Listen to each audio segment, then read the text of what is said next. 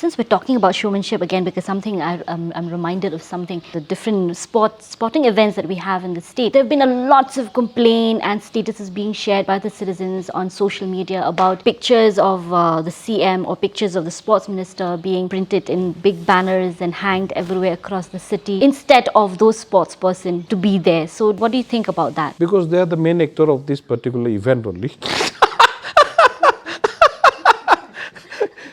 You see, whenever any film comes up, okay, the main hero of that particular picture, like Shah Rukh Khan, Salman Khan, they think of themselves like that only. They are not a public servant. Okay, they are an entertainer. That's why they showcase their,